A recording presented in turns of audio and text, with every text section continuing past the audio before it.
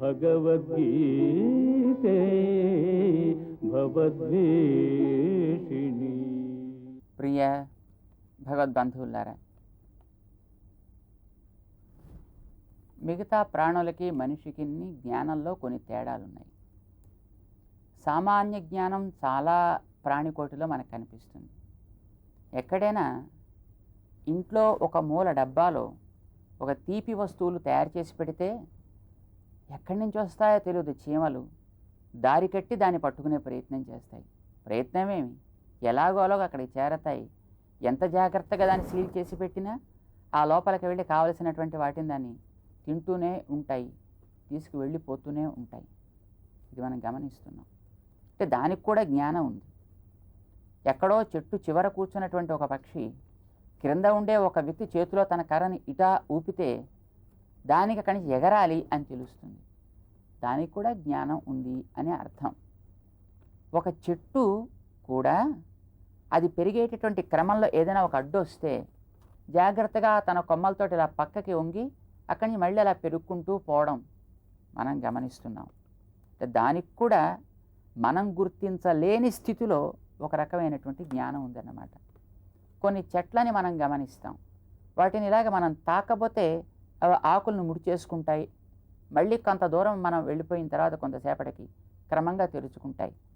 ఇతర స్పర్శ చేత తనకి ఏం ప్రమాదం ఏర్పడుతుందో అనేటటువంటి జ్ఞానం ఉన్నట్టుగా మనకు కనిపించకపోయినా దానికి కూడా ఉంది అని అర్థం. ఇది సామాన్య జ్ఞానం అని అంటాం. అలానే మనుషులమైనటువంటి మనం కూడా ఈ కనిపించేటటువంటి రకరకాల వస్తువుల గురించి బాగా చదువుకుంటున్నాం, మంచి విజ్ఞానవేత్తలు అని అనిపించుకుంటున్నాం. అది బయట వస్తువుల గురించినటువంటి విషయాన్ని మాత్రమే మనం రకరకాల ఆస్పెక్ట్స్లో, రకరకాల పారామీటర్స్లో, రకరకాల మార్గాల్లో మనం తెలుసుకునే ప్రయత్నం చేస్తున్నాం.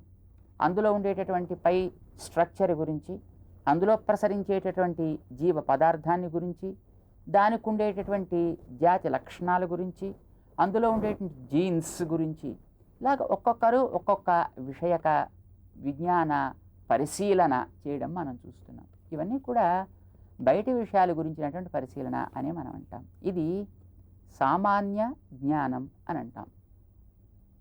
సామాన్యంగా కలిగేటటువంటి అజ్ఞానానికి, దుఃఖాన్ని తొలగించడం కోసం సామాన్యమైనటువంటి జ్ఞానాన్ని గురించినటువంటి ఉపదేశం చాలు. కానీ విలక్షణమైనటువంటి శోకం కలిగినప్పుడు దాన్ని తొలగించడానికి విలక్షణమైనటువంటి ఉపదేశమే కావాలి, విలక్షణమైనటువంటి జ్ఞానానికి సంబంధించినటువంటి ఉపదేశమే కావాలి అన్నమాట. కేవలం శరీరం మీదే తనకి దృష్టి ఏర్పడ్డప్పుడు, శరీర పోషణే తనకి లక్ష్యం అయినప్పుడు దానికి కావలసింది ఏమిటో అంతవరకు మాత్రమే చెబితే అతనికి సరిపోతుంది తప్ప మిగతా విషయాల గురించినటువంటి విషయం అతనికి పట్టనే పట్టదు. అతనికి ఉండే అజ్ఞానం అంతవరకే కనుక అది అక్కడికి సరిపోతుంది. కానీ అర్జునుడికి కలిగినటువంటి శోకం భగవద్గీతలో కేవలం బయటి వస్తువుల గురించినటువంటి సామాన్యమైనటువంటి శోకం మాత్రం కాదు. ఎందుకంటే అతను 1వ అధ్యాయంలో ఇదిగో వీళ్ళంతా కూడా ఆచార్య పితర పుత్రాహ అంటూ వాళ్ళ బాంధవ్యాన్ని చెప్పాడు. అక్కడితో ఆగలే. జాతి ధర్మాహ కులధర్మాహ క్షీయంతే అంటాడు ఆయన. జాతి ధర్మాలు కులధర్మాలు కూడా పోతాయి అని అంటాడు. ధర్మాల దాకా వెళ్ళాడు. పతంతి పితరోహ్యేషాం లుప్త పిండోదక క్రియా అంటూ చెప్పాడు. అంటే ఈ పైలోకాల్లో పితృలోకాల్లో ఉండేటటువంటి వాళ్ళు కూడా వాళ్ళకి అందాల్సినవేవో అందాక అక్కడి జారి కింద పడతాడన్నాడు. ఈ మాటలు మనం వింటుంటే అర్జునుడికి సామాన్యమైనటువంటి విషయాల గురించి తెలుసును, ఆ పైన ఏవో కొన్నిటి గురించి కూడా కొద్ది జ్ఞానం అతనికి ఉంది అని మనకు అనిపిస్తుంది. అంటే ఏ పితృలోకాలో, నరకలోకాలో, స్వర్గాది లోకాలో మనం చూడలేదు, కానీ వాటి గురించి అర్జునుడు మాట్లాడుతున్నాడు. అక్కడికి ఎవరో వెడతారు అని అంటున్నాడు, అక్కడి నుంచి ఎవరో పడతారు అని అంటున్నాడు. వెళ్ళేదెవరు, పడేదెవరు? ఎవరు? మన తాతలు ముత్తాతలు. పతంతి పితరహ అంటాడు. పితరహ పితృదేవతలు. పితృదేవతలంటే ఇటు తల్లికి తండ్రి తల్లి, వారికి తల్లి తండ్రి, తండ్రికి తండ్రి తల్లి, ఆ వారికి తండ్రి తల్లి, ఇలాగా పై ఉండేటువంటి వారు కదా, వారంతా పైనుంచి కింద పడతారంటాడు. ఇప్పుడు ఈ వెర్రివాడు వాళ్ళు కింద పడ్డం ఏమిటి? తనకి తండ్రికి తాతకి పైన ఉండేటువంటి వారెవరో ఇక్కడే వారు దహనం చేయబడ్డామో లేకపోతే మరొకటి అయిపోయింది. వారిని ఇక్కడ దహనం చేసేసారు, వారి మట్టిలో కలిపేశారు, అయిపోయింది. వారు ఇక్కడే కలిసిపోయి ఈ మట్టిలోనే వాళ్ళు ఉండిపోయారు. ఇంక వాళ్ళు పడ్డమేమిటి?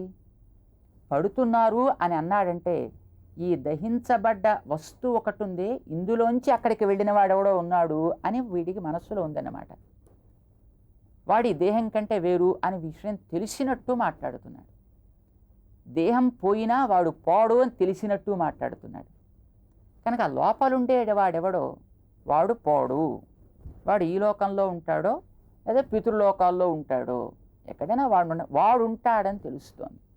ఈ పైనుండే దేహం తనే చూశాడు కొంతమంది పోవడం, వాళ్ళని దహనం చేయడం. కనుక ఇది ఎట్లాగూ నాశనం అవుతోంది అనే విషయం కూడా మన వాడికి తెలిసినట్టే మాట్లాడుతున్నాడు. కానీ మళ్ళీ వీళ్ళని చంపేస్తానేమో అని అంటున్నాడు, తెలియనట్టు మాట్లాడుతున్నాడు. కనుక దేహ ఆత్మ ఈ రెంటి విషయంలోనూ ఏర్పడ్డ అజ్ఞానం అర్జునుడి శోకానికి మూలం. అంటే లోపలి వస్తువు గురించినటువంటి పాపం జిజ్ఞాస ఏర్పడింది అర్జునుడికి అన్నమాట. మరి ఆ విధంగా ఏర్పడ్డ అజ్ఞానం సామాన్యమైనటువంటి ఏదో ఆ మాటలతో ఉపదేశాలతో అయితే పోదు కదా. అది ఆత్మని గురించినటువంటి వివేకం ఏనాడు ఇతడిలో ఏర్పడుతుందో స్పష్టంగా ఆనాడు మాత్రమే ఈ శోకం తొలగుతుంది. కనుక శ్రీకృష్ణుడికి అర్జునుడికి సరైనటువంటి జ్ఞానం కలిగించాలి అనే భావం కలిగింది. కనుక దేహమేమిటో ఆత్మేమిటో, ఈ దేహం ఎట్లా ఉంటుందో ఆత్మ ఎట్లా ఉంటుందో, ఈ రెంటికి ఉండే సంబంధం ఎలా ఏర్పడుతుందో, అది విడితే ఏ విధంగా ఉంటుంది, ఈ విషయాన్ని స్పష్టం చేయాల్సినటువంటి అవసరం కలిగింది. కనుక సామాన్యమైనటువంటి జ్ఞానోపదేశం చేత ఇతడి శోకం తొలగదు. అతడి శోకమే కాదు, ఈ లోకంలో ఉండే మనలాంటి వాళ్ళందరికీ కలిగేటటువంటి శోకాలు ఆ రకమైనటువంటి దేహాత్మ వివేక శూన్యత అది లేకపోవడం చేత కలిగినటువంటి శోకాలే. కనుక మనకు కూడా ఆ రకమైనటువంటి విశేషమైన ఉపదేశమే అవసరం. ఆ విశేషోపదేశం మనలో ఏనాడు ఏర్పడితే ఆనాడు మనకి ఆ విశేష శోకం తొలగితే సామాన్య శోకాలు మెల్లిగా ఎప్పుడూ వస్తూ ఉంటాయి, పోతుంటాయి, క్రమంగా ఇవి తొలగుతాయి. ప్రధానమైనది అది రూట్. అది కనుక సరి అయితే మిగతావన్నీ వాటంతటవే సంస్కరించబడతాయి, సర్దుకుంటాయి. అందుకోసం దాని గురించి తాను చెప్పడానికి అని ప్రారంభం చేస్తూ అర్జున అశోచ్యాన్ అన్వశోచస్త్వం, వేటి గురించి అయితే ఏడవక్కర్లేదో వాటి గురించి ఊరికే ఏడుస్తున్నావు. పోనీ ఒకనాడు ఏడిచి ఊరుకుంటే వెంగలేదు. నీ రోజు అదే ఏడుప. ఆ వస్తువు ఎక్కడ కనిపిస్తే అక్కడల్లా ఏడుప దాని గురించి. ఇదే అన్యాయం అయ్యా. ఎంత గొప్పవాళ్ళైనా ఒకనాడు ఏడుస్తారు, బాగుండదు కనుక 2 నాళ్ళు ఏడుస్తారు. మరి ఎవరైనా వస్తే నెల తర్వాత కొత్త బంధువులు వస్తే అప్పుడు కాసేపు ఏడుస్తారు. నువ్వు అలా కాదు, నువ్వు ఇది సుదీర్ఘమైనటువంటి ఏడుపులా ఉంది. ఇది అశోచ. అంటే ఆ వస్తువు ఎక్కడెక్కడ కనిపిస్తే అక్కడల్లా మళ్ళీ ఏడుపు ప్రారంభమవుతోంది అన్నమాట. ఇది తగదు. ప్రజ్ఞావాదాంశ్చ భాషసే. ప్రజ్ఞావాదాన్ గొప్పవాడు మాట్లాడినట్టు మాట్లాడుతున్నావు. అంటే అన్నీ తెలిసిన వాళ్ళలాగా మాట్లాడాలి అని అనుకుంటున్నావు, కానీ దానికి నీకు తెలియలేదు. చిన్నపిల్లలు పెద్దవాళ్ళు మాట్లాడుకుంటే ఆ మాటలు వినేసి ఏ పెద్దవాళ్ళ పక్కన కూర్చుని ఆ మాటలని వీళ్ళు ఇక్కడ మాట్లాడడం ప్రారంభిస్తారు. వాళ్ళు మాట్లాడినప్పుడు ఆ ప్రకరణం వాళ్ళకు ఉండేటటువంటి ఆ విషయ సంబంధమైనటువంటి జ్ఞానం వేరు ఉండొచ్చు, వాళ్ళు ఎందుకు మాట్లాడుకుండొచ్చు. కానీ సగం తెలిసిన చిన్నపిల్లలు ఆ పక్కన కూర్చుని ఆ మాటలు విన్నప్పుడు తాము కూడా అంతవాళ్ళం అవ్వాలి అని అలాంటి మాటలు పెద్దవాళ్ళ దగ్గర మాట్లాడుతుంటే వాళ్ళని చూసి మన పెద్దవాళ్ళు ఆక్షేపిస్తుంటారు తప్ప అట్లాంటి మాటలు మాట్లాడకూడదని వీళ్ళు ఆపుతుంటారు. ఇదేమో పెద్దమ్మలాగా పేదరాశి పెద్దమ్మలా కబుర్లు చెబుతున్నావు అనేదో అంటూ ఉంటారు మన వాళ్ళు. ఇదిగో నువ్వు కూడా అలాంటి మాటలు మాట్లాడుతూనే ఉంటావా, పెద్ద ముత్తైదులాగా మాట్లాడుతున్నావు అని అంటూ ఉంటారే, ఇదిగో అలాగ మాట్లాడుతున్నాడు పాపం మనవాడు కూడా. ఇలాగా తెలిసిన వాళ్ళము అని అనుకుని తెలియని విషయాన్ని గురించి మాట్లాడే ప్రయత్నం చేయడాన్ని ప్రజ్ఞావాదము అని అంటారన్నమాట. అర్జున, నువ్వు కూడా దేహాన్ని గురించి ఆత్మల గురించి ప్రజ్ఞావాదాంశ భాషసే మాట్లాడుతున్నావు. ఏమి, ఎందుకోసం అని అడిగాడు అర్జునుడు. గతాసూన్ అగతాసూంశ్చ నాను శోచంతి పండితాః. పండా జ్ఞానము అని అర్థం. ఎవడికి పండా ఉంటుందో వాడి పేరు పండిత అంటారన్నమాట. కనుక మంచి జ్ఞానం సక్రమంగా ఆయా వస్తువుల గురించి కలిగినటువంటి వాళ్ళు నాను శోచంతి, ఆయా వస్తువు ఎక్కడెక్కడ వారికి ప్రస్తుతమైనప్పటికీ కూడా దాని గురించి శోకించరు అనుశోచనము అని అంటారు అన్నమాట. అనుశోకించుట అది చేరయ్యా. వేటి గురించి? గతాసూన్ అగతాసూంశ్చ. గతాసువులు ప్రాణాలు పోయినవి, అగతాసువులు ప్రాణాలు పోనివి. గతాహ అసవహ ఏభ్య అంటారు. వేటిలోంచైతే అసలు ఎప్పుడు కూడా ప్రాణాలు పోతాయి అంటే ప్రాణాలు లేనివి అని అర్థం. ఇక్కడున్నా అక్కడున్నా ఎప్పుడు వాటికి ప్రాణాలు లేవు. ఏవవి? శరీరాలు. మరి అగతాసువులేవి? ఆత్మలు. ఎప్పుడు ప్రాణాలు పోనివి. ప్రాణ సంబంధము వారి నుంచి ఎప్పుడూ వదలదు. ప్రాణ సంబంధం దీనికి ఎప్పుడూ ఉండదు. అవేవో వాటి పేరు గతాసువులు అగతాసువులు అని పదాలు చాలా తమాషాగా వాడాడు శ్రీకృష్ణ పరమాత్మ. అంటే పదాన్ని వాడినప్పుడే ఆవలి వ్యక్తికి తనలో ఉండే కొంత భావాన్ని కూడా అందించాలి అని శ్రీకృష్ణుడి యొక్క అభిమతం. శ్రీకృష్ణుడే కాదు, పెద్దలు ఎప్పుడూ అట్లాగే మాట్లాడతారు. ఊరికే ఇంత విస్తరించరు మనం మాట్లాడుకున్నట్టుగా. అంటే మనకి ఆ పదాన్ని అర్థం చేసుకోగలిగేటటువంటి సామర్థ్యం లేదు కనుక ఒక్కొక్క దాని గురించి మనం ఇంత విస్తరింప చేసుకోవాల్సి వస్తూ ఉంటుంది. దాని గురించి పెద్ద ప్రపంచించవలసి వస్తూ ఉంటుంది అన్నమాట. ప్రపంచించుట అంటే విస్తరించుట అని అర్థం. కానీ పెద్దవాడు అలాగ ఊరికి అంతంత మాటలను అలా వ్యర్థం చేసుకోరన్నమాట. చాలా జాగ్రత్తగా పొదుపుగా వాడతారు. అదే సమయంలో దాంట్లో భావం అంతా ఇమిడియేట్ వాడతారు. ఆ భావంతో సమాన భావం కలిగినటువంటి వ్యక్తులు కూడా దాన్ని స్వీకరించగలుగుతారు. మనకి అంత బాగా స్వీకరించగలిగేటంత హృదయ గాంభీర్యం లోతు లేదు కనుక మాట్లాడుకునేటప్పుడు కూడా అంతంత విస్తరింప చేసుకుని మనం మాట్లాడుకోవలసి వస్తూ ఉంటుందన్నమాట. ఒక పదాన్ని గురించి మనం చెప్పుకుందాం. అలాంటిది అది ఏమిటంటే భోజనం. అందరికీ పరిచయం ఉన్నది కదా, మనకు అందరూ బాగా తెలిసినది. ఎప్పుడు అవసరమైంది, దానికోసమే రకరకాల పాటలు. కోటి విద్యలు కూటి కొరకే అని కదా మనం అనుకుంటాం. దీన్ని ఏ పదంతో మనం మాట్లాడవచ్చును, ఏ పదంతో దీన్ని వ్యవహరించవచ్చును అనేది ఒక ప్రశ్న. చాలామందిని అన్నము మంచి పదమే అనొచ్చు, తప్పేం లేదు. భోజనము ఇది మంచి పదమే అనొచ్చు. ఏదో ప్రసాదము అది చాలా మంచి పదమే అనొచ్చు. కానీ మనం తినేటటువంటి పదార్థాలని ఏ పేరుతో పిలవాలి అనే దానికి మన పెద్దవాళ్ళు ఒక అద్భుతమైనటువంటి పదాన్ని కాయిన్ చేసి మనకు అందించారు. చక్కటి కూర్పు చేసి మనకు అందించారు.